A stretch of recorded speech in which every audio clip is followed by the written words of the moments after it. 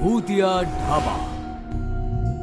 Nagpur highway वरनं जय आपल्या wife Mithila सोबत चालला होता. अचानक जयला एक ढाबा दिसतो. Mithila, stop the car, stop. काय झालं? तो बघ, एक ढाबा आहे. लहानपणी मी आई बाबांबरोबर कितीतरी वेळ इकडे जेवलो होतो. बऱ्याच वेळापासून हा बंद पडलाय. असं वाटतंय आता पुन्हा ओपन झालाय. चल मग जेवून घेऊया इथेच. मिथिला आणि जय ढाब्याच्या आतमध्ये जातात. ढाब्याचे दोन वेटर्स गणपत आणि संपत मिथिला आणि जयच्या जवळ येतात. काय पाहिजे तुम्हाला? तुम्ही गणपत आणि संपत आहात ना? मला माहिती आहे तुमची नावं. मी लहानपणी तुमच्या ढाब्यावर यायचो. ऑर्डर बोला. शेवभाजी घेऊन या. मिथिला, इकडची शेवभाजी खूप फेमस आहे. गणपत आणि संपत किचन मध्ये जातात. थोड्या वेळाने किचन मधून स्टीलची प्लेट घेऊन 4 माणसं बाहेर येतात. थोडी कस्तुराबाई, गणपत आणि संपत आणि मिथिला आणि जयला घेराव घालतात. अरे कस्तुराबाई, तुम्ही आणि तुम्ही धोंडीबा, राईट? मी तुम्हाला सगळ्यांना ओळखतो यार. मला हे सांगा, इतक्या वर्षांपासून हा धाबा बंद का होता? तेव्हा चौघांनी प्लेट उचलून मिथिला आणि जयला दाखवतात आणि एकत्र विचारतात, याला ओळखता? प्लेटमध्ये एका माणसाचा चेहरा दिसतो. मिथिला आणि जय चपापतात आणि चौघांकडे पाहतात तर चौघेही भूत बनलेले असतात. जय जय चल, जय इथून चल, इथे काहीतरी गडबड आहे. ओळखता काय ह्याला? नाही ओळखलं, पण तुम्हा सर्वांना झालंय का यार? जय चल, भूत आहे ती सगळी. चौघे मिथिला आणि जयला घेराव घालतात आणि त्यांचं रक्त पिऊ लागतात.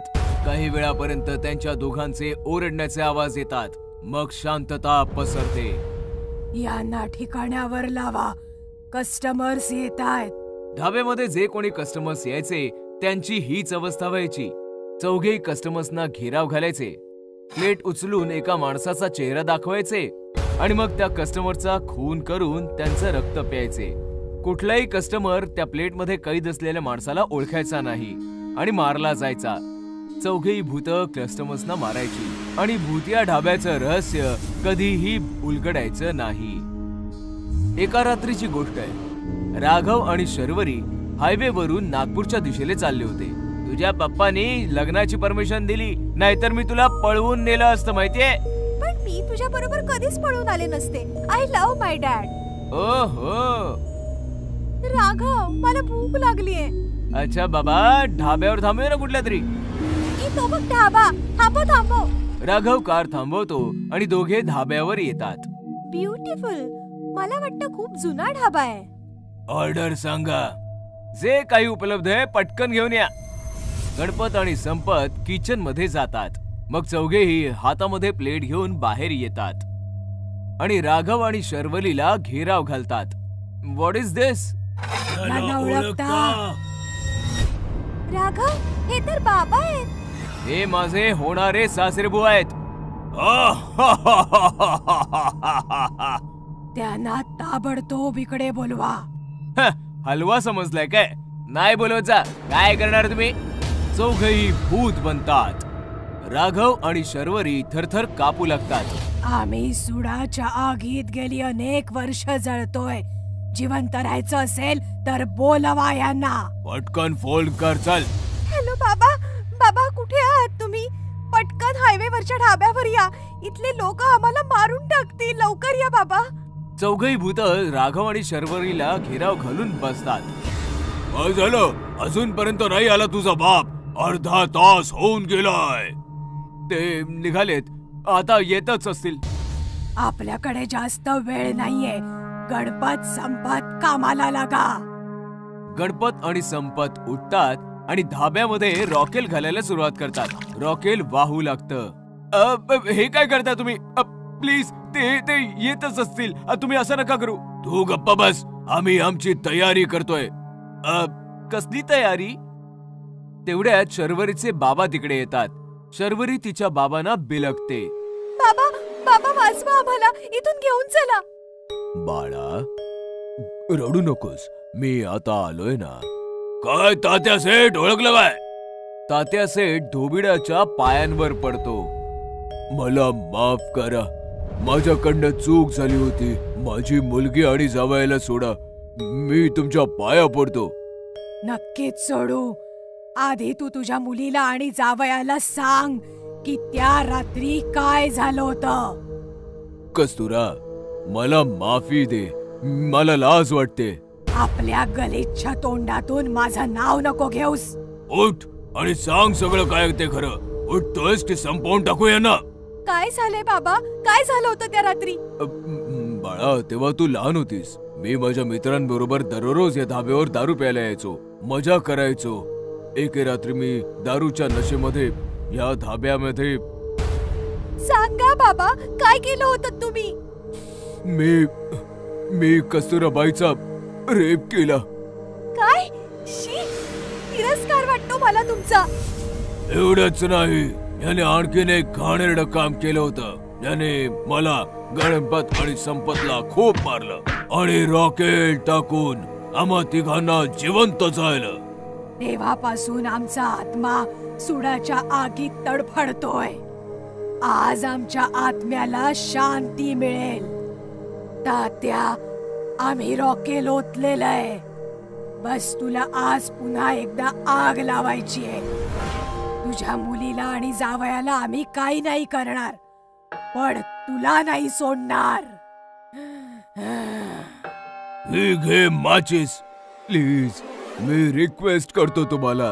विचार कर, एकटाच जाणार की जावई आणि मुलीला सोबत घेऊन जाणार आहेस? ठीक आहे, मी तयार आहे. बाळा शर्वरी, तू राघवला घेऊन निघ इथून. बाबा, मी तुम्हाला सोडून नाही जाणार. हट्ट करू नको शर्वरी. मला माझ्या कर्मांची शिक्षा मिळते. तू निघून जा. राघव बेटा, हिला घेऊन जा आणि हिची काळजी घे. जा बाळा. चल शर्वरी, कम. राघव शर्वरीला घेऊन कारच्या जवळ जातो. तात्या शेठ माचीशी काडी पेटवतो आणि खाली फेकतो. आग भडकते. धाबा जळून राख होतो. भूतांचं हॉस्पिटल. काही वर्षांपूर्वी एका शहरात एक हॉस्पिटल. खरं तर हे एक भूतांचं हॉस्पिटल होते. तिथले डॉक्टर्स व सगळ्या नर्सेस भूत होते. हॉस्पिटलमध्ये येणाऱ्या रुग्णांना उपचार करण्याच्या नावाखाली ऑपरेशन थिएटरमध्ये घेऊन जात तिथे त्यांना मारून त्यांचं काळीज खात होते. तुम्ही यांना हॉस्पिटलमध्ये आणून खूप चांगलं केलं. आता तुम्ही काही काळजी करू नका. डॉक्टर आता त्यांचा एकदम चांगला इलाज करतील. असं सांगून वॉर्ड बॉय जखमी माणसाला स्ट्रेचरवर झोपवून आत घेऊन गेला. काही वेळानंतर वॉर्ड बॉय परत येऊन म्हणाला, माफ करा, ज्या माणसाला तुम्ही आणलं होतं तो वाचू शकला नाही. पण त्याला तर फक्त पायालाच लागलं होतं. पायाला जखम झाल्याने कोणी कसं मरू शकतं माहित नाही. डॉक्टरनी त्या माणसाला वाचवण्याचा प्रयत्न केला होता. वॉर्ड बॉयचं म्हणणं ऐकून ती दोन्ही माणसं तिथून निघून गेली आणि वॉर्ड बॉय ऑपरेशन थिएटरमध्ये आला. डॉक्टर साहेब, मी त्या दोन्ही माणसांना पाठवून दिलं. आता आपण आरामात त्या माणसाला खाऊ शकतो. रोज असेच लोक आपल्याकडे इलाज करण्यासाठी येऊ देत आणि आपण अशीच पार्टी करत राहू. कित्येक महिन्यांपर्यंत असंच सुरू राहिलं. एक दिवस मोहित नावाचा माणूस आपल्या वडिलांना घेऊन हॉस्पिटलमध्ये आला. डॉक्टर साहेब, माझ्या बाबांच्या छातीत दुखत आहे. त्यांच्यावर काहीतरी उपचार करा. मला वाटतं यांचं लवकरात लवकर ऑपरेशन करावं लागेल. ऑपरेशन? पण त्यांच्या छातीत तर निव्वळ दुखत होतं. छातीतलं दुखणं कधीच निव्वळ नसतं. तुम्ही इथेच थांबा. मी त्यांना ऑपरेशन थिएटरमध्ये नेतो व त्यांच्यावर उपचार करतो. वॉर्ड बॉय आणि डॉक्टर मोहितच्या वडिलांना ऑपरेशन थिएटरमध्ये घेऊन गेले. मग काही वेळानंतर वॉर्ड बॉय आणि डॉक्टर मोहितकडे आले आणि म्हणाले, माफ करा, आम्ही तुमच्या बाबांना नाही वाचवू शकलो. काय? अहो, पण त्यांना छातीत हलकसं दुखत होतं. मी तुम्हाला आधीच म्हटलं होतं की छातीतलं दुखणं कधीच साधं सुधं नसतं. मोहित त्याच्या वडिलांचा मृतदेह घेऊन घरी परतला. पण त्याला डॉक्टरचं म्हणणं काही पटत नव्हतं. नक्कीच यात काहीतरी काळबेरं आहे. माझे बाबा असे अचानक नाही मरू शकत. या रहस्याचा पत्ता लावलाच पाहिजे. हा विचार करत असताना तो दुसऱ्या दिवशी हॉस्पिटलमध्ये गेला आणि हळूच ऑपरेशन थिएटरमध्ये लपून बसला. आता बघतोच हा डॉक्टर कसं ऑपरेशन करतो ते. काही वेळानंतर डॉक्टर, नर्सेस, वॉर्ड बॉय एका रुग्णाला घेऊन ऑपरेशन थिएटरमध्ये आले. चला याचा इलाज करूया. डॉक्टर असं म्हणताच सगळेजण आपल्या भूताच्या रूपात आले. हे पाहतात मोहित थरथर कापू लागला. हे सगळे तर भूत आहेत. चला या रुग्णाचं हृदय काढूया. मज्जा आली. मला माणसांची हृदय खूप चविष्ट लागतात. थोडंसं आम्हालाही द्या डॉक्टर साहेब. हे घ्या, तुम्ही खा आणि तुम्ही पण खा. भूतांना माणसांचं काळीच खाताना पाहून मोहितला उलटी झाली आणि भूतांनी त्याला पाहिलं. तू इथे काय करतोयस? मी चुकून इथे आलो. मला जाऊ द्या. ठीक आहे जा. फक्त तुझं काळीज इथे ठेवून जा. आज तुम्ही मला जाऊ दिलं तर एका काळजाच्या बदल्यात उद्या मी 2 काळीज आणून देईन. काय? 2 काळीज? हो, मी उद्या 2 माणसांची काळीज घेऊन येईन. एकाच्या बदल्यात 2? ठीक आहे, पण लक्षात ठेव, जर तू उद्या आला नाहीस तर? नाही, मी उद्या नक्की येईन. असं सांगून मोहित आपला जीव वाचवून भूतांच्या हॉस्पिटलमधून बाहेर पडला. आज तर वाचलो, पण उद्या या भूतांसाठी मी 2 माणसं कुठून आणू? हा विचार करत तो आपल्या घराच्या दिशेने जात होता की तेव्हाच त्याची नजर भिंतीवरच्या पोस्टरवर पडली. बंगाली तांत्रिक, कुठल्याही प्रकारच्या भूत प्रेतचा इलाज करण्यासाठी संपर्क साधा. एकदा या तांत्रिकाला भेटून बघूया. मोहित या तांत्रिककडे गेला आणि त्याने त्याला सगळं सांगितलं. चिंता करू नकोस मुला, तुझी चिंता आजपासून माझी झाली. आता बघ मी या भूतांचं काय करतो ते. दुसऱ्या दिवशी मोहित भूतांच्या हॉस्पिटलमध्ये गेला. तू तर म्हणाला होतास 2 माणसांना घेऊन ये. कुठे आहे ती 2 माणसं? लवकर सांग, आम्हाला खूप भूक लागली आहे. लवकर सांग, आम्हाला खूप भूक लागली आहे. 2 माणसं नाही, पण मी तुमच्यासाठी एक खूप शक्तिशाली तांत्रिक घेऊन आलोय. तर तुम्ही आहात ती 4 भूत. तांत्रिक, तू आम्हाला फसवलायस, चीटिंग केलीयस. चीटिंग तर तुम्ही लोकांसोबत करता. उपचाराच्या नावाखाली त्यांचे काळीज खाता. तुम्हाला तुमच्या कर्माची फळं भोगावी लागतील. तेव्हा तांत्रिकने एक शक्तिशाली मंत्र म्हटलं. अंध तंद फंद, 4 भूत बाटलीत बंद. तांत्रिकने ते मंत्र म्हणताच ती सगळी भूतं त्या बाटलीत बंद झाली. अशा प्रकारे तांत्रिकच्या मदतीने मोहितने आपल्या वडिलांच्या मृत्यूचा सूड घेतला आणि त्या 4ही भूतांना पकडवून भूतांच्या हॉस्पिटलला कायमचे बंद करून टाकले. लॉकडाऊन मध्ये भूत. मार्च 2020 पासनं जे पहिलं लॉकडाऊन भारतात लागलं ते भलं कोण विसरू शकतं. मोठमोठ्या शहरांपासून छोट्यातले छोटी गावं आणि खेड्यांपर्यंत सर्व काही सुनसान होतं. सुनसान गल्ल्या, सुनसान रस्ते, एवढंच काय बरीच घरं देखील सुनसान झाली. ही भीतीदायक गोष्ट आहे अशाच एका सुनसान घराची, ज्याच्यामध्ये एक मुलगी होती आणि अचानक तिचं आयुष्य सुनसान बनलं. गोष्ट आहे शहागंजची. अनुजा तिचे वडील आणि काकांसोबत राहायची.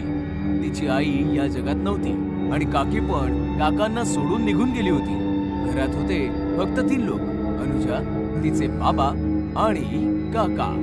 काका आणि बाबा मिळून ज्वेलरीचा तगडा बिझनेस करायचे. शहरामध्ये त्यांचं लांब लचक दुकान होतं.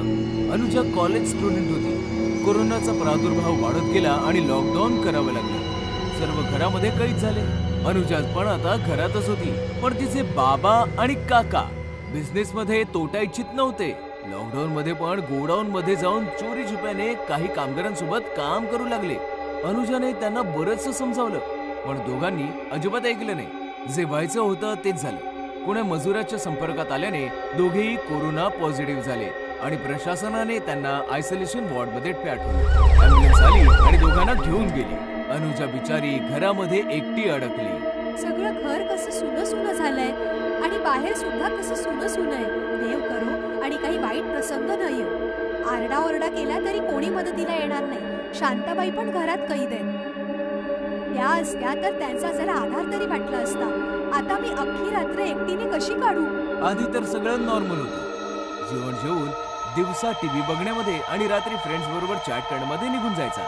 पण जसा दुसऱ्या दिवसाचा सूर्य उगवला, अरे बापरे, 12 वाजले आणि मी अजूनपर्यंत झोपून होते. पटकन फ्रेश होते आणि जेवण करते की तेवढ्यात अचानक डोरबेल वाजली. आता यावेळी कोण आलं असेल? दरवाजा उघडू की राहू दे? कोरोना पॉझिटिव्ह निघाला तर? कोणी लफंग तर आला नसेल संधीचा फायदा घ्यायला. डोरबेल वारंवार वाजत होती. अनुजाने विचार केला ती दरवाजा उघडणार नाही, पण तिच्याने राहवलं गेलं नाही. तिने की होल मधनं पाहिलं. बाहेर एक पोलीस उभा होता. अनुजाने पटकन दरवाजा उघडला. मॅडम, तुमच्या घराच्या समोरच माझी ड्युटी लागली आहे. तहान लागली आहे, पाणी पाहिजे जरा. हा, हे काय आहे? तुम्ही मास्क पण नाही लावलाय. तुम्ही जरा दूर उभे राहा. मॅडम, कडक उन्हात ड्युटी करतोय, आधीच घाम गळतोय. मास्क लावला तर गुदमारूनच परत जाऊ. डोंट वरी, आमची रोज टेस्टिंग होत असते. आम्ही पॉझिटिव्ह नाही आहोत.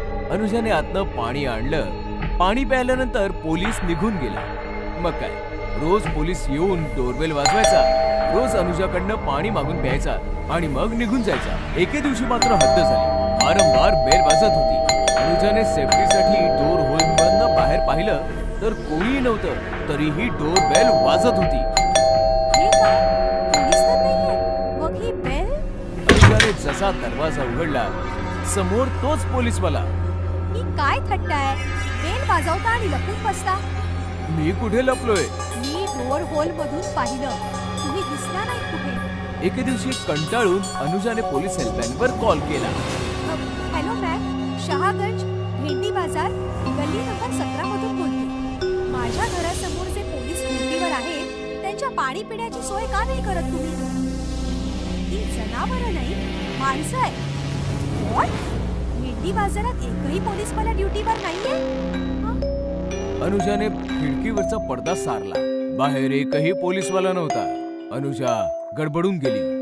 जर कंटेनमेंट झोन असल्यामुळे भेंडी बाजार पोलिसांसाठी सुद्धा वर्जित आहे, तर मग तो कोण आहे जो रोज पाणी प्यायला येतो? नक्कीच कोणीतरी लफंग आहे. आता तर हे दार बंदच राहील. दुसऱ्या दिवशी पण बेल वाजत होती, पण अनुजाने दरवाजा उघडला नाही. दुपारपासून संध्याकाळपर्यंत बेल वाजतच होती आणि अनुजाला राग आला. मला माहितीये की तू पोलीसवाला नाहीयेस. चालता हो इथून, नाही तर पोलीस कंप्लेंट करेन. बाहेर सीसीटीव्ही लावलेला आहे, लक्षात येतंय का तुझ्या? आणि अचानकपणे डोरबेलचा आवाज बंद झाला. पण रात्री 10 वाजता असं काही घडलं. जेवण जेवून अनुजा जशी बेडरूम मध्ये आली, तिने पाहिलं की बेडवर कोणीतरी आहे. कोण आहेस तू आणि आत कसा आलास? जसा तो अनुजाच्या दिशेने वळला, अनुजाचा थरकाप उडाला. तोच पोलीस होता, पण जिवंत नाही, मेलेल्या भयंकर भूताच्या रूपात. अनुजा इकडे तिकडे पळू लागली. दरवाजे उघडू लागली, पण सर्व दरवाजे बाहेरून बंद होते. अनुजा ओरडू लागली, पण लॉकडाऊन मध्ये तिचा आवाज भला कोण ऐकणार? अनुजा ओरडत राहिली आणि अचानकपणे भूत तिच्या मागे येऊन उभं राहिलं. तुला काय वाटलं? तू दरवाजा नाही उघडलास तर मी आतमध्ये नाही येऊ शकणार.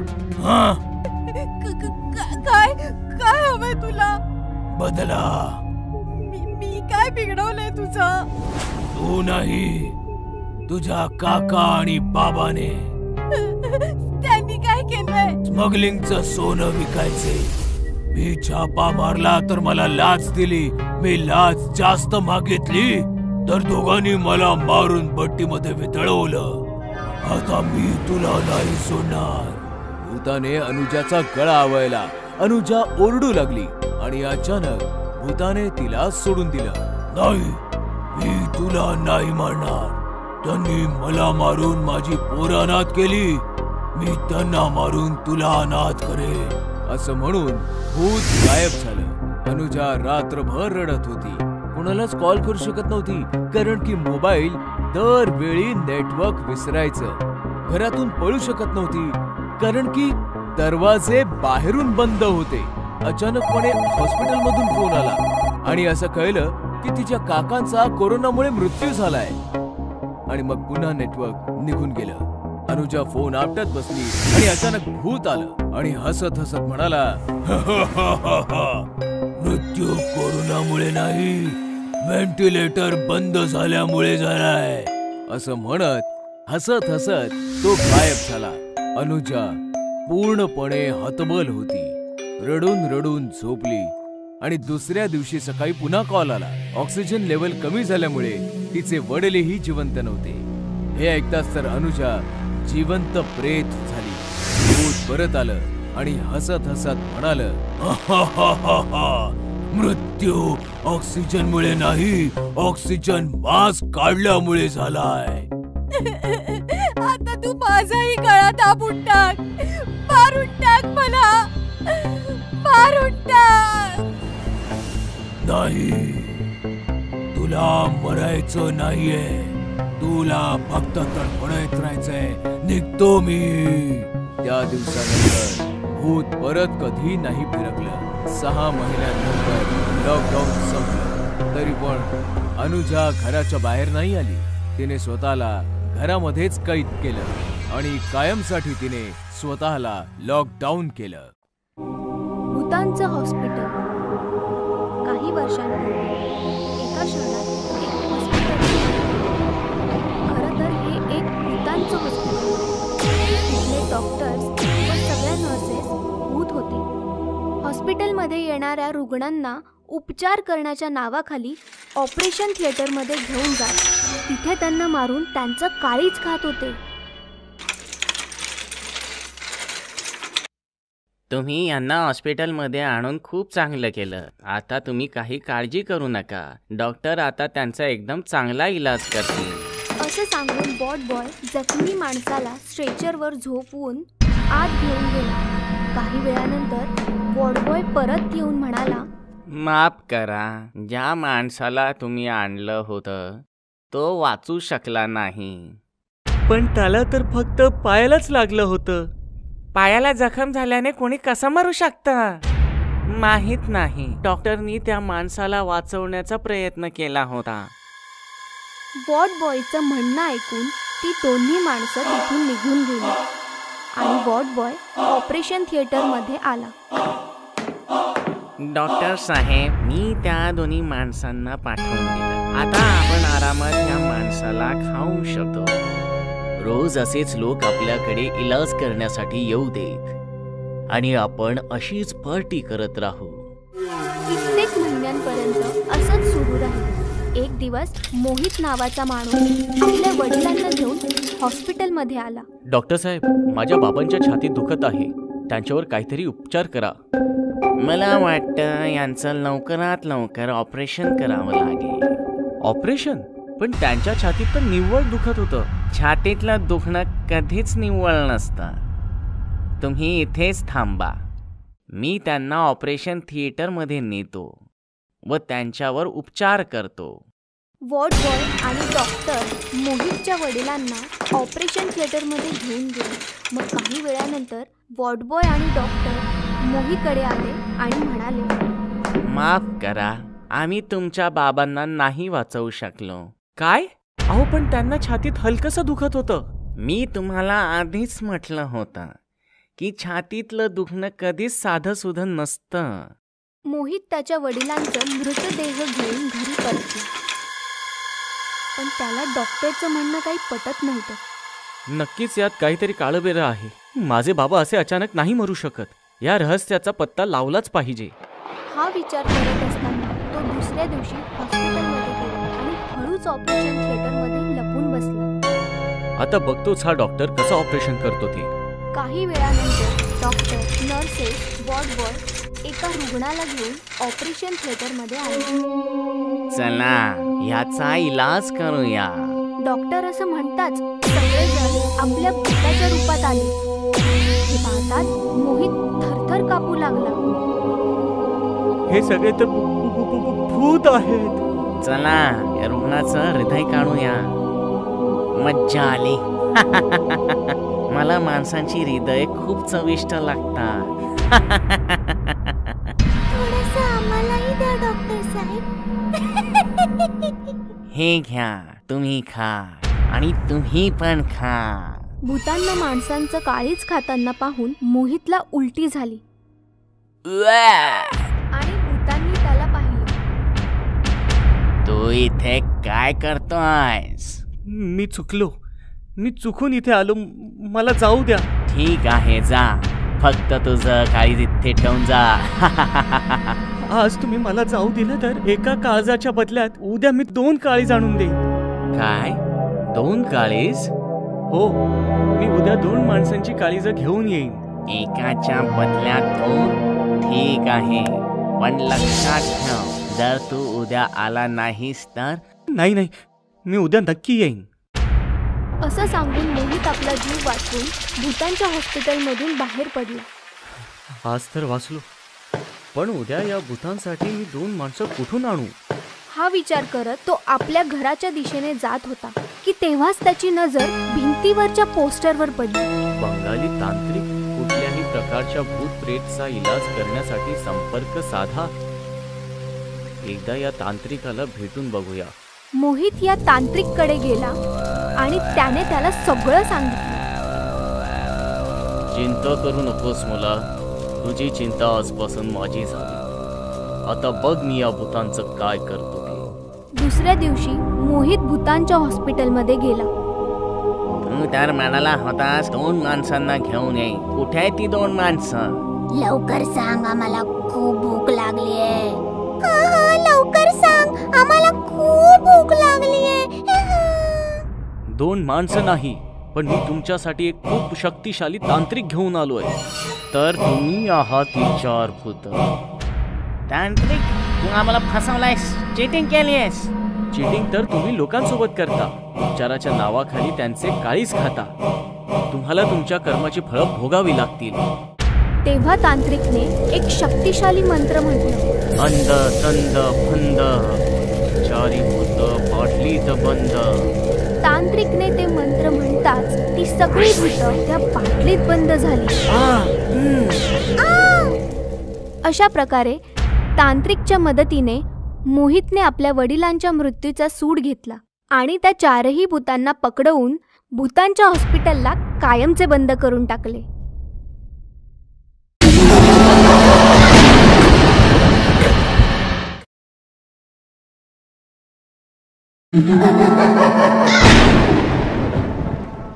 व्हॅलेंटाईन्स वाली रात्र.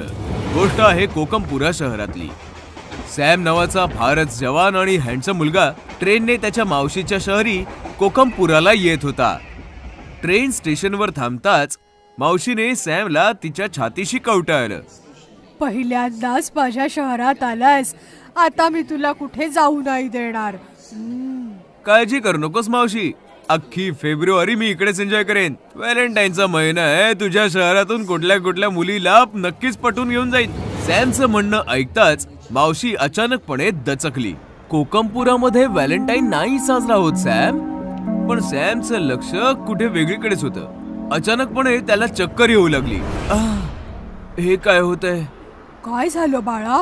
असं वाटतंय ही जागा, हे शहर मी आधीही पाहिलंय. मला कळत नाही काय काय दिसू लागलंय. डोकं प्रचंड दुखतंय. सॅमचं म्हणणं ऐकताच मावशी हसू लागली. अरे वेड्या, आयुष्यात पहिल्यांदा आलायस इथे. रात्रभर प्रवास झालाय ना तुझा, त्यामुळे झालंय असं. मग सॅम मावशी सोबत मावशीच्या घराकडे निघाला. दुसऱ्या दिवशी संध्याकाळी सॅमने मावशीच्या गॅरेजमध्ये एक बाईक बघितली आणि मावशीला आवाज दिला. मावशी. मावशी तिकडे आली तेव्हा सॅमने विचारलं, ही बाईक आशिष दादाची आहे ना? सॅमचं म्हणणं ऐकताच मावशी इमोशनल होऊन बोलली, हो, ही आशिषचीच बाईक आहे. माझा आशिष अगदी तुझ्यासारखाच दिसायचा. देवाने त्याला माझ्यापासून हिरावून नेलं. मावशी रडू लागली आणि सॅमही भावुक झाला. आशिषची बाईक घेऊन सॅम फिरत फिरत रोझी गार्डनला पोहोचला. कळत नाहीये, असं का वाटतंय की या गार्डनशी माझं जुनं नातं आहे. मला गार्डन मध्ये जाऊन बघायला पाहिजे. सॅम एंट्री गेटवर पोहोचला, पण वॉचमनने त्याला तिकडे थांबवलं. नवीन आहेत काय? माहिती आहे ना, व्हॅलेंटाईन संपेपर्यंत रोज गार्डन उघडत नाही. सॅमने वॉचमन सोबत बरीच उज्जत घातली, पण काही फायदा नाही झाला. सॅम परत बाईक पाशी आला आणि अचानकपणे त्याने पाहिलं बाईक मध्ये कोणीतरी गुलाब लावलं होतं. गुलाब बघताच सॅम खुश झाला. चला, इथे आल्याचा काहीतरी फायदा झाला. रात्रभर सॅम गुलाबाचा वास घेत विचार करत होता की हे गुलाब अखेर कोणी ठेवलं असावं. तेवढ्यात त्याला गुलाबामध्ये एक चिठ्ठी मिळाली. चिठ्ठीमध्ये लिहिलं होतं, सॅम, उद्या संध्याकाळी रोझी गार्डन मध्ये भेट. दुसऱ्या दिवशी संध्याकाळी सॅम रोझी गार्डनला पोहोचला, पण वॉचमनला पाहिल्यावर त्याला पुढे जायची हिंमतच झाली नाही. कळत नाहीये या शहराला व्हॅलेंटाईन्स पासून काय अलर्जी आहे. तेवढ्यात अचानक त्याचा हात कोणीतरी मागून खेचला आणि त्याने पाहिलं एक मुलगी त्याला मागणं खेचत बाजूच्या रस्त्याने त्याला गार्डन मध्ये घेऊन चालली आहे.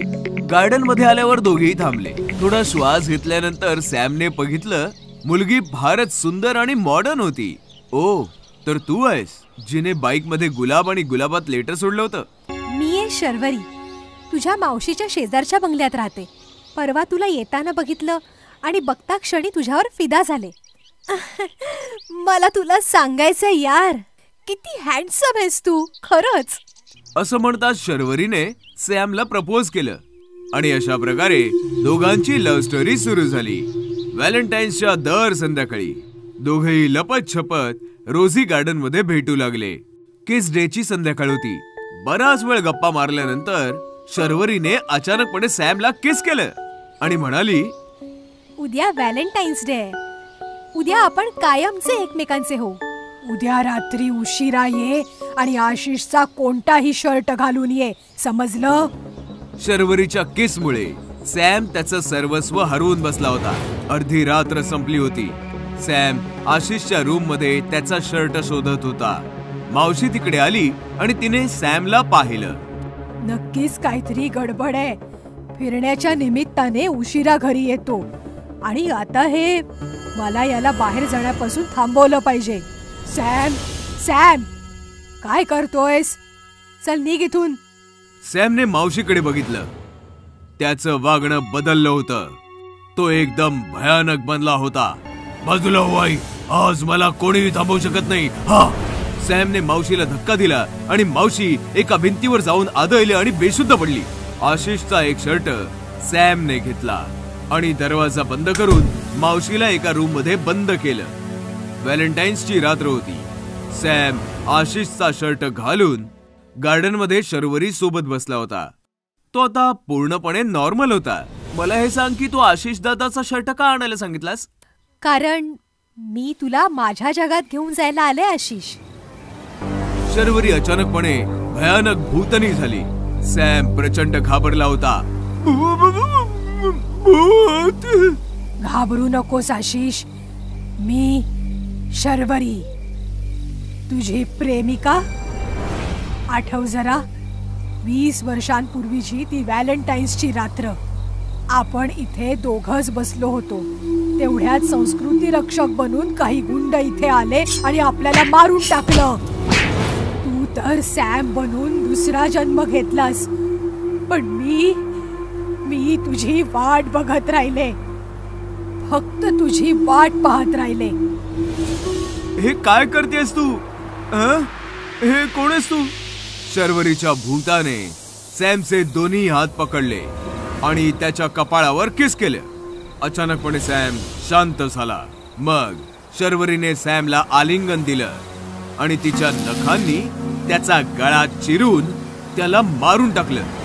अशा प्रकारे शर्वरीने दुसरा जन्म घेणाऱ्या तिच्या व्हॅलेंटाईनला मारून व्हॅलेंटाईन्सच्या रात्रीच कायम साठी त्याला तिच्या जगात बोलावलं. बोरवेल वालं भूत. गोष्ट आहे पुण्याची. रश्मी आणि निखिल पती पत्नी होते. सॉफ्टवेअर कंपनीमध्ये काम करत होते आणि शहराच्या बाहेर भाड्याच्या जागेत राहायचे. तासन तास प्रवास आणि त्यात फ्लॅटचं भाडं. यापेक्षा तर आपण पुण्यातच एखादा नवीन फ्लॅट घेऊया. आपलं सेव्हिंगही बऱ्यापैकी आहे. रश्मीचं म्हणणं ऐकून निखिलने घर खरेदी करण्याचा निर्णय घेतला आणि त्याच्या मित्राच्या मदतीने सदानंद नावाच्या माणसाला भेटला, ज्याला घर विकायचं होतं. हे बघा, प्रभात रोडवर एक मोठं घर आहे. तसं तर काकांचं आहे, पण काकांना मूलबाळ नव्हतं, त्यामुळे घर मला देऊन गेले ते. मी US ला शिफ्ट होतोय, म्हणून घर विकायचंय. रश्मी आणि निखिलने घर पाहिलं तर त्यांना खूप आवडलं. त्यांनी घर विकत घेतलं आणि सदानंद US ला निघून गेला.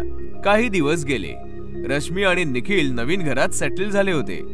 त्यांचं डेली रुटीन पण खूप चांगलं चाललं होतं. एके दिवशी रश्मी आणि निखिल झोपले होते की अचानक एका आवाजाने रश्मी जागी झाली. आवाज फार भयानक होता. सदानंद, मी तुला सोडणार नाही. आवाजाने विचलित होऊन रश्मी बेडमधनं उठली आणि चालत चालत एका रूमच्या समोर येऊन थांबली.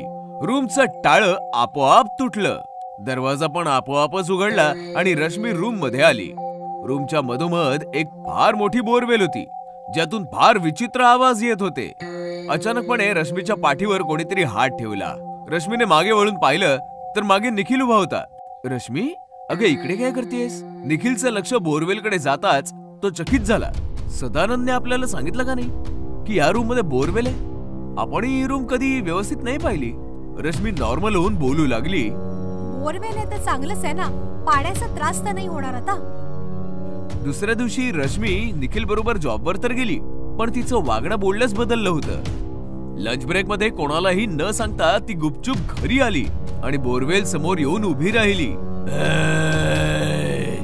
मला बाहेर काढा. रश्मीने बोरवेलचा स्विच ऑन केला आणि गार्डन मध्ये येऊन झाडांना बोरवेलचं पाणी देऊ लागली.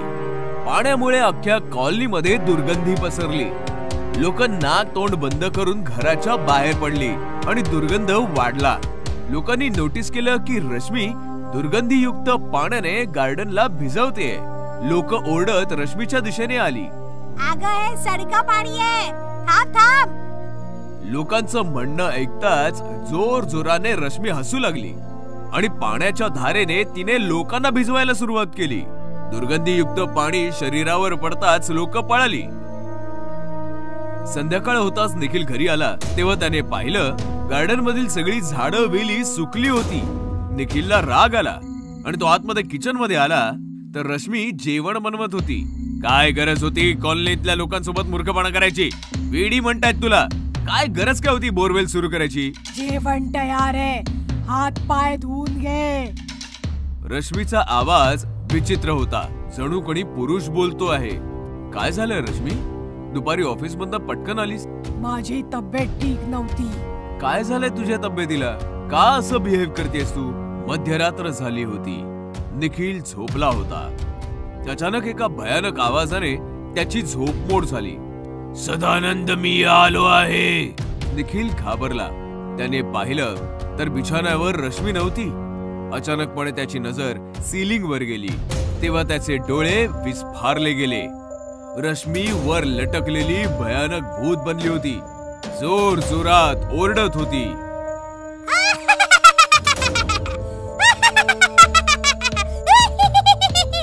मी आलो आहे सदानंद, मी तुला मारून टाकेन.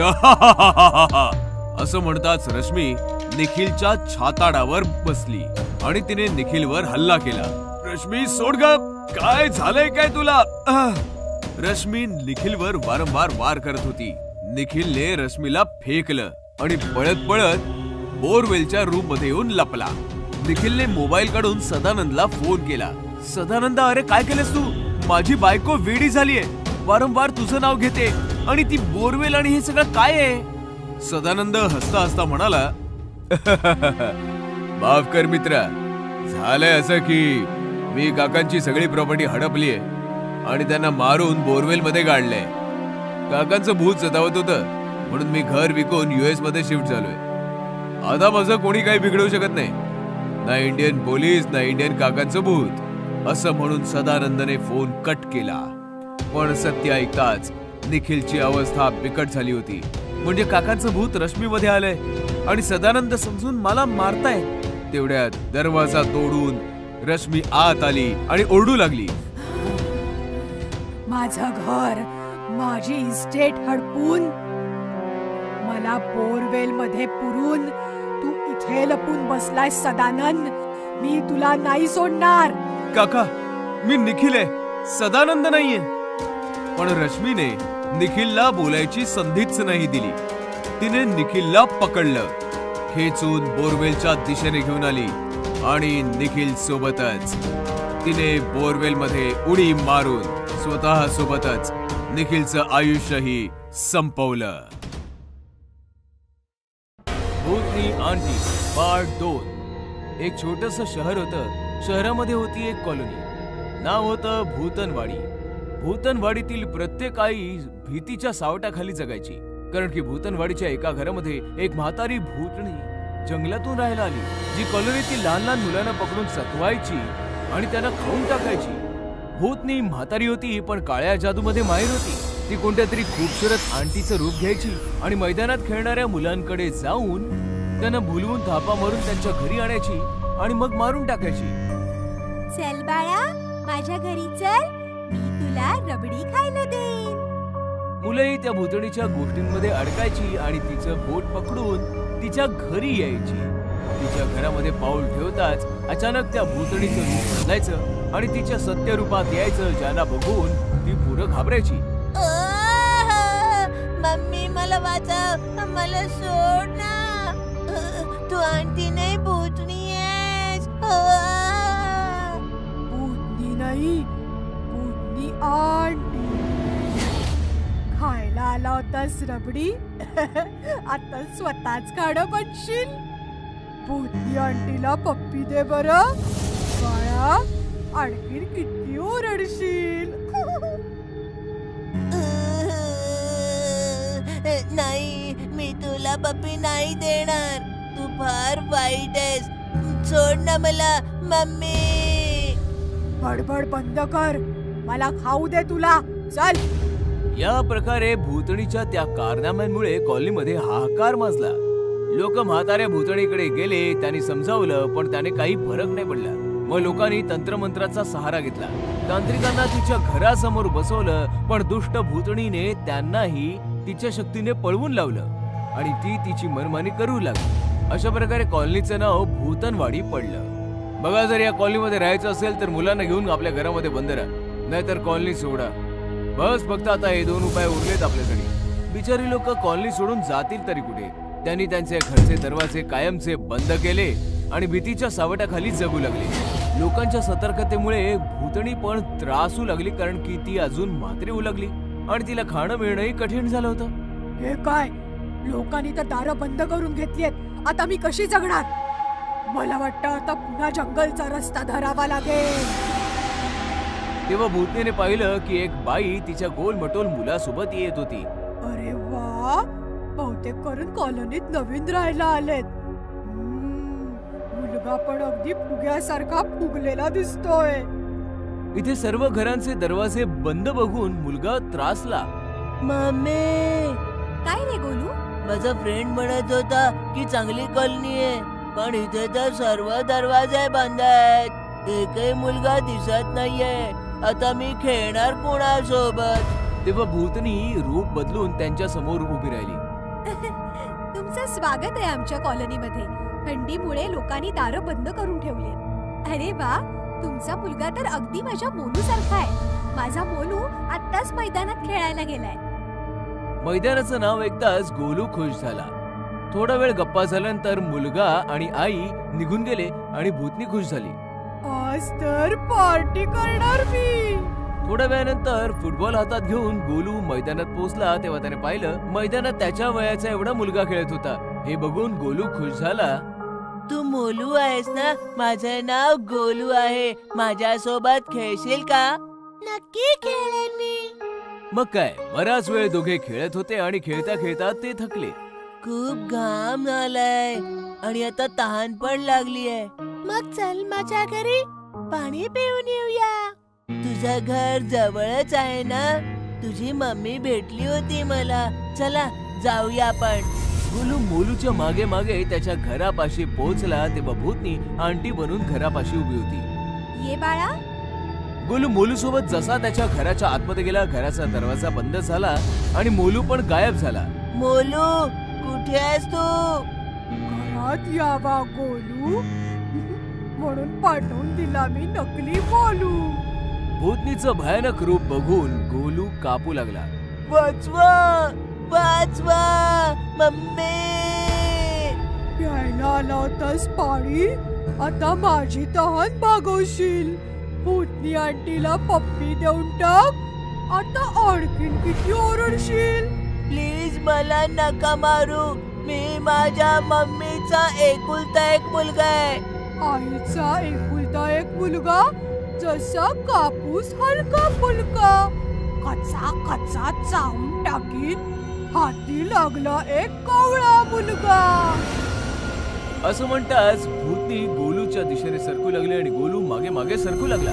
जसं भूतनीने गोलूला टच केलं, तिला विजेचा करंट लागला आणि ती जळू लागली. हे माझ्यासोबत काय होतंय? तेवढ्यात गोलूची आई तिकडे आली. अगदी बरोबर होतंय. तुला काय वाटलं मी तुला ओळखलं नाही? तुझ्यासारख्या शेकडो भूतनी पाहिल्यात मी. पण मी जळते कशी काय? कारण गोलूच्या गळ्यात त्याच्या आजीने दिलेला ताईत आहे. तुझ्यासारख्या हजारो भूतनी एक होऊन जरी आल्या ना, तरी त्या जळून भस्म होतील इतकी शक्ती आहे या ताईतामध्ये. चल गोलू. असं म्हणताच मम्मी गोलूला घेऊन निघाली आणि भूतनी आंटी तडपून तडपून राग झाली.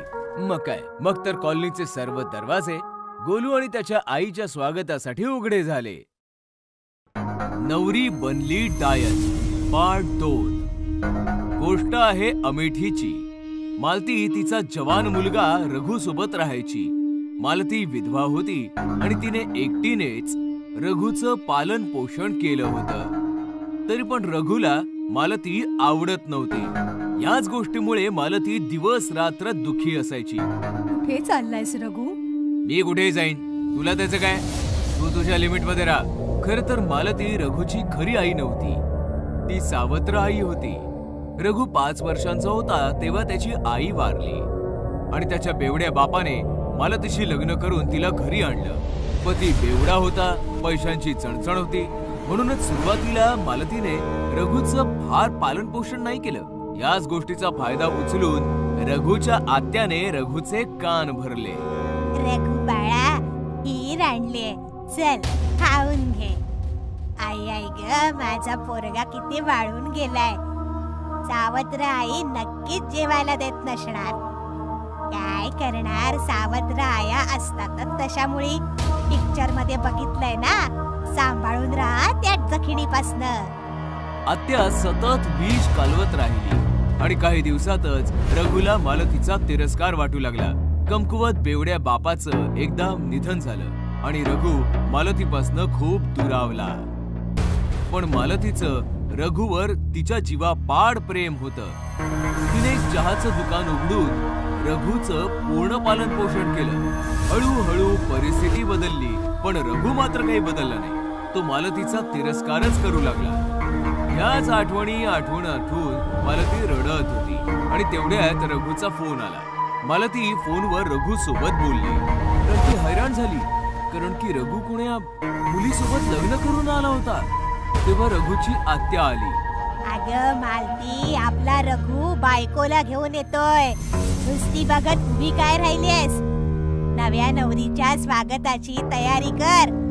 मालतीने काही न सांगता पटापट सगळ्या तयारी केल्या. दरवाजाच्या मधोमध तांदळाने भरलेलं एक मापटं ठेवलं. गृहप्रवेशाच्या सर्व तयाऱ्या झाल्या. अर्ध्या तासानंतर रघु त्याची बायको घेऊन आला.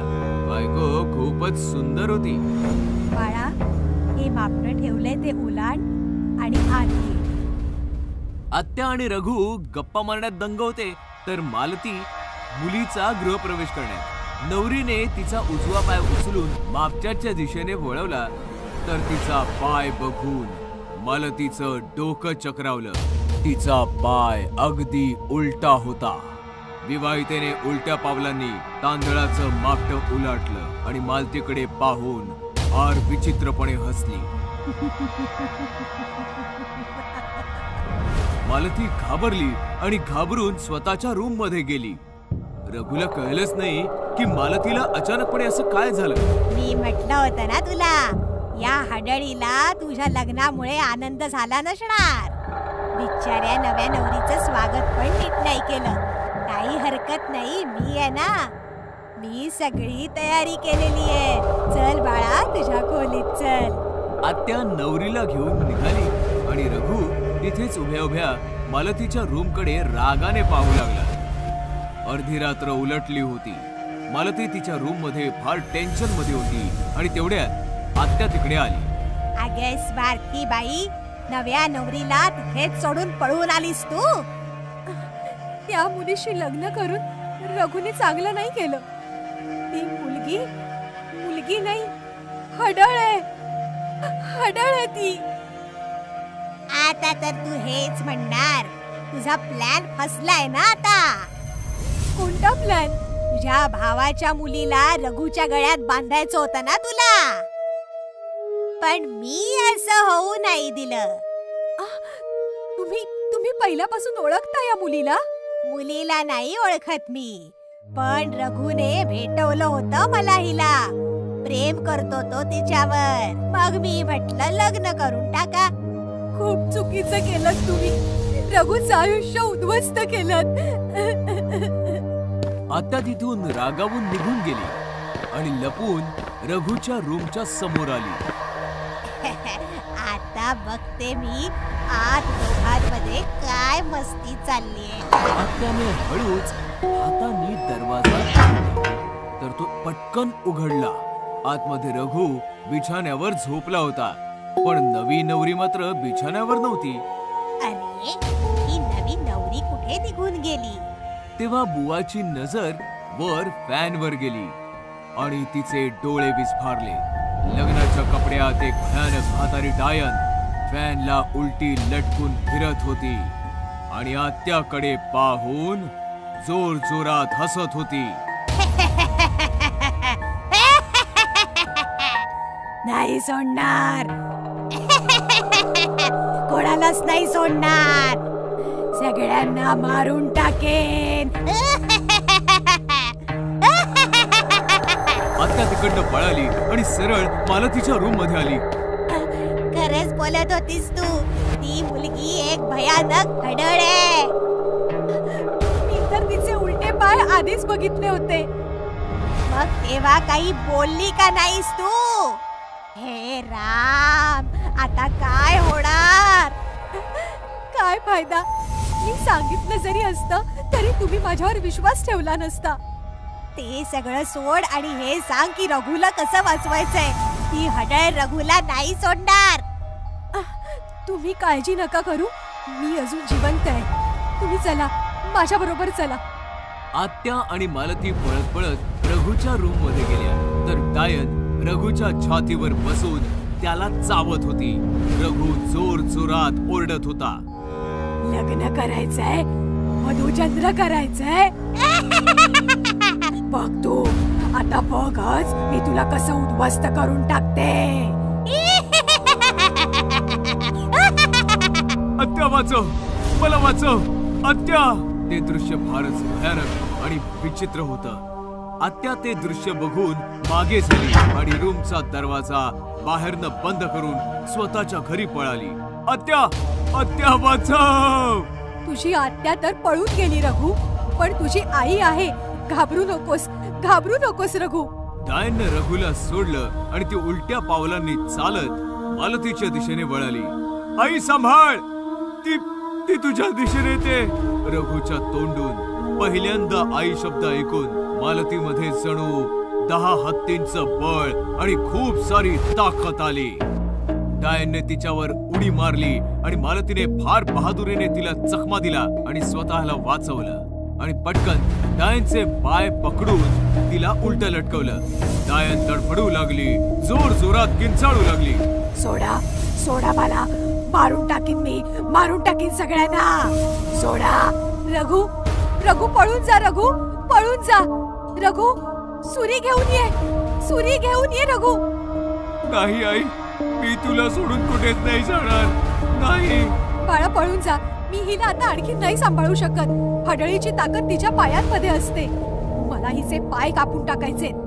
हे ऐकताच डायन अजून जोरात किंचाळली.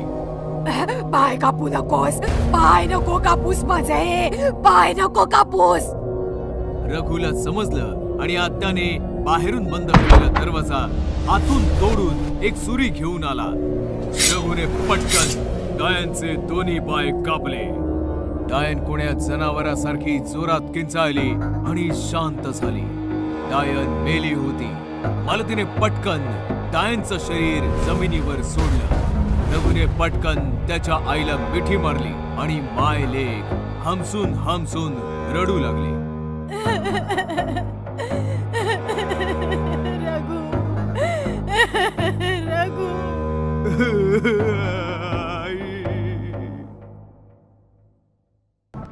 भूतिया आरसा. खूप वर्षांपूर्वी कॉलेजच्या दोन मुली मेनका आणि सुनैना एका नवीन शहरात अभ्यासासाठी आल्या. त्यांनी कॉलेज जवळच एक रूम घेतली आणि आपल्या सामानासह तिकडे दोघी शिफ्ट झाल्या. अखेर आपण आपल्या नवीन घरात आलोच. हो, पण मी खूप दमले मेनका. आज तू जेवण बनवशील का प्लीज? मी आंघोळ करून येते. ठीक आहे. सुनैना आंघोळीचं सामान घेऊन बाथरूम मध्ये आली. तेव्हा तिला बाथरूम मध्ये एक फार मोठा आरसा लावलेला दिसला आणि ती आरशामध्ये स्वतःला न्याहाळू लागली. हा आरसा तर खूप छान आहे. मी या आरशात खूप सुंदर दिसतेय. दुसऱ्या बाजूला मेनकाने जेवण बनवून तयार केलं होतं आणि मग सुनैनाला तिने आवाज दिला. सुनैना, चल ये, जेवण तयार आहे. पण बराच वेळ हाका मारल्यानंतरही सुनैना काही आलीच नाही. मेनका तिला शोधत शोधत बाथरूम पर्यंत आली. सुनैना, आता आंघोळ झाली असेल तर बाहेर ये ना. पण जेव्हा आतून काही आवाजच नाही आला तेव्हा मेनकाने दरवाजा हात लावला. तिचा हात लागताच दरवाजा उघडला गेला. मेनकाने पाहिलं तर सुनैना आतमध्ये नव्हतीच. ती अख्ख्या घरामध्ये सुनैनाला शोधू लागली, पण तिला सुनैना कुठेच नाही सापडली. ती मोठमोठ्याने रडू लागली. सुनैना, तू कुठे आहेस? तिच्या रडण्याचा आवाज ऐकून काही शेजारी जमा झाले. काय झालं? काय रडतेस तू? मी आजच माझ्या मैत्रिणी बरोबर इथे राहायला आले, पण माहित नाही सुनैना कुठे गेली आहे. तू काळजी करू नकोस. चल आपण मिळून तिला शोधूया. तेव्हा अचानकपणे बाथरूम मधनं निघून सुनैना बाहेर येते. सुनैना, तू बाथरूम मध्ये होतीस? पण मी तर बाथरूम मध्ये सगळीकडे चेक केलं होतं. तुझ्याकडून काहीतरी चूक झाली असेल. मी तर बाथरूम मध्ये आंघोळ करत होते. चल जाऊ दे ते सगळं. आता जेवूया चल. मग जशा त्या जेवण जेवू लागल्या सुनैना जेवणावर तुटून पडली. ती अशा प्रकारे जेवण जेवत होती जणू काही वर्षानुवर्षे ती भुकेलीच आहे. सुनैना, अगं तू कसं जेवतेस? गप्पा बस, मी अशीच जेवते. तू अशी का बोलतेस? मला भीती वाटते. दुसऱ्या दिवशी मेनकाने सुनैनाला सांगितलं, सुनैना, माझी आंघोळ झालीये, आता तू करून घे. मला आंघोळ करायला नाही आवडत, म्हणून मला पुन्हा आंघोळ करायला सांगू नकोस. सुनैनाच्या स्वभावात अचानकपणे असा बदल झालेला बघून मेनकाला चिंता झाली. एके दिवशी मेनका सुनैनाच्या नावे पूजा करण्यासाठी मंदिरामध्ये गेली. तिने गुरुजींना सांगितलं, गुरुजी, गेल्या काही दिवसांपासून माझी मैत्रीण सुनैना खूप बदललीये. ना ती माझ्याशी नीट बोलते, ना ती आंघोळ करते, आणि ती एखाद्या प्राण्यासारखी जेवते. तू काळजी नको करूस बाळा. तिला हा देवाचा प्रसाद खाऊ घाल. ती नक्की ठीक होईल. प्रसाद घेऊन मेनका घरी आली. सुनैना, मी देवळातून तुझ्यासाठी प्रसाद आणलाय. हे म्हणताच जसा मेनकाने सुनैनाच्या हातामध्ये प्रसाद ठेवला, सुनैनाने प्रसादाला जमिनीवर फेकून दिलं आणि ती रागाने ओरडू लागली. मला नकोय तो प्रसाद पिसाद. दूर हो माझ्यापासून. सुनैनाचे हावभाव आणि भयंकर आवाज ऐकून मेनका समजून गेली की काही ना काहीतरी गडबड आहे. ती शेजाऱ्यांकडे आली आणि त्यांना सर्व हकीकत सांगितली. त्यांना सोबत घेऊन आली. मला माहितीये तू सुनैना नाहीयेस. माझ्या मैत्रिणीच्या शरीरातून बाहेर पड, नाहीतर आम्ही तुला मारून टाकू. हे ऐकताच सुनैना घाबरून बाथरूम कडे पळाली. मेनका आणि बाकीचे सर्व तिचा पाठलाग करत बाथरूमच्या दिशेने गेले. मग अचानकपणे सुनैना तिच्या खऱ्या भूतिया रूपात आली आणि हसत हसत बाथरूम मध्ये लावलेल्या त्या आरशामध्ये गेली. तू तर भूत आहेस. अगदी बरोबर बोललीस. मी आरशाच्या दुनियेतली भूत आहे. प्लीज, आम्ही तुला काही नाही बोलणार. फक्त आम्हाला इतकंच सांग की सुनैना कुठे आहे. तिला तर मी कधीच मारून टाकलं होतं आणि तुझ्या ऐवजी ती तुझ्या सोबत राहत होते. बघ तुझी मैत्रीण सुनैना. आपल्या मैत्रिणीला मेलेलं पाहून मेनकाला अतिशय दुःख झालं, पण ती त्या क्षणी काही करू शकत नव्हती. म्हणूनच ती गपचूप उभ्याने फक्त पाहत होती. अशा प्रकारे आरशाच्या दुनियेत गेलेली बाथरूमची भूतनी सुनैनाला मारून तिच्या सोबत घेऊन गेली. गर्ल्स हॉस्टेल मधलं भूत. फार पूर्वी शहरात एक गर्ल्स हॉस्टेल असायचे, जिथे कॉलेजचे विद्यार्थी राहायचे. तिथे अनेक मुली राहत होत्या. एके दिवशी अमेरिकेतील मोनिका नावाची NRI मुलगी त्या हॉस्टेलमध्ये राहायला आली. मी अमेरिकेहून आली आहे, मला इथे राहण्यासाठी खोली हवी आहे. किती दिवस? जोपर्यंत मी माझा अभ्यास पूर्ण करत नाही तोपर्यंत. आता मोनिका बाकीच्या मुलींसोबत हॉस्टेलमध्ये राहू लागली. एके दिवशी मोनिका तिच्या खोलीत रात्री झोपली असताना तिला काही आवाज आला. ती बाहेर आली. तिने पाहिले तर तिथे कोणीच नव्हतं. इथे कोणी नाही आणि ती तिच्या खोलीत गेली. दुसऱ्या दिवशी ती काही मुलींसोबत बसून बोलत होती. तेव्हा सोनिया म्हणाली, मी लवकरच हे हॉस्टेल सोडून दुसरीकडे कुठेतरी राहायला जाणार आहे. हो, इथे रात्री खूप भीतीदायक आवाज येतात. हो, काल मलाही काही आवाज आला, पण घाबरण्यासारखे काय आहे? तुला नाही माहिती का, हे हॉस्टेल हॉन्टेड आहे. हो, लोक म्हणतात की या हॉस्टेलच्या ठिकाणी खूप वर्षापूर्वी एक तांत्रिक राहायचा, जो काळ्या जादूचा वापर करून आत्म्यांना कैद करत असे. असं म्हणतात की तो तांत्रिक तर मेला, पण त्या सगळ्या आत्मा अजूनही भूत बनून इथे भटकत आहे. काय म्हणताय? तांत्रिक आत्मा आणि झपाटलेले? हे खरं आहे मोनिका. आम्ही सगळे इथून जाणार आहोत, तू पण आमच्या सोबत चल. भूत असं काही नसतं, म्हणूनच मी कुठेही जाणार नाही. अशा प्रकारे मोनिकाने इतर मुलींच्या बोलण्याची खिल्ली उडवली. त्याच रात्री मोनिका तिच्या खोलीत झोपली असताना तिला बाहेरून कसला तरी आवाज आला आणि ती उठून बसली. ते भूत पुन्हा आलेली दिसते. खोलीतून बाहेर आल्यावर तिला कोणीच नसल्याचे दिसले. ते भूत मला घाबरले असे दिसते. एवढं बोलून मोनिका दरवाजा बंद करू लागली. तेवढ्यात तिला दूरवर एक सावली दिसली. ही कुणाची सावली आहे? ती सावलीच्या मागे जायला लागली. जशी ती सावलीकडे सरकत होती तशी सावलीही तिच्यापासून दूर जात होती. मग अचानक सावली खूप मोठी झाली. ही सावली खूप मोठी झाली आहे, पण ही सावली आहे कुणाची? असा विचार करत ती सावलीकडे धावू लागली. धावत धावत ती हॉस्टेलच्या गच्चीवर आली. गच्चीवर आल्यावर सावली गायब झाली. ही सावली कुठे गायब झाली? जाऊ दे, तिला जिकडे जायचं तिकडे ती गेली.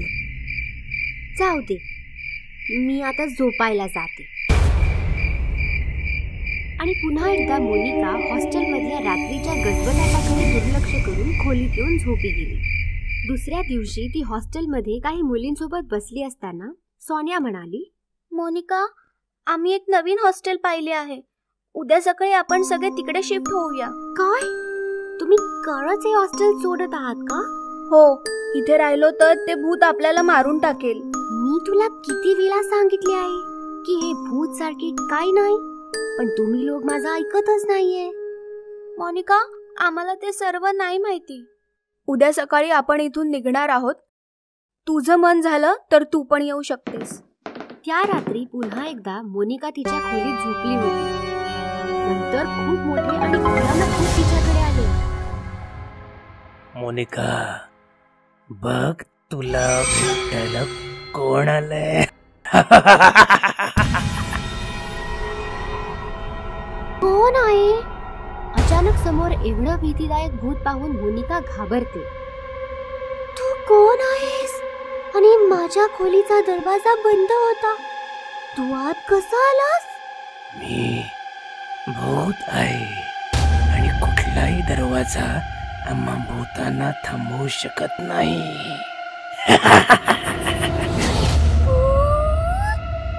2 दिवसांपासून मी तुला हे पटवून देत आहे की तुम्हा माणसांप्रमाणे आम्ही भूत पण खरेच असतो, पण तू आमची थट्टा करतीयस.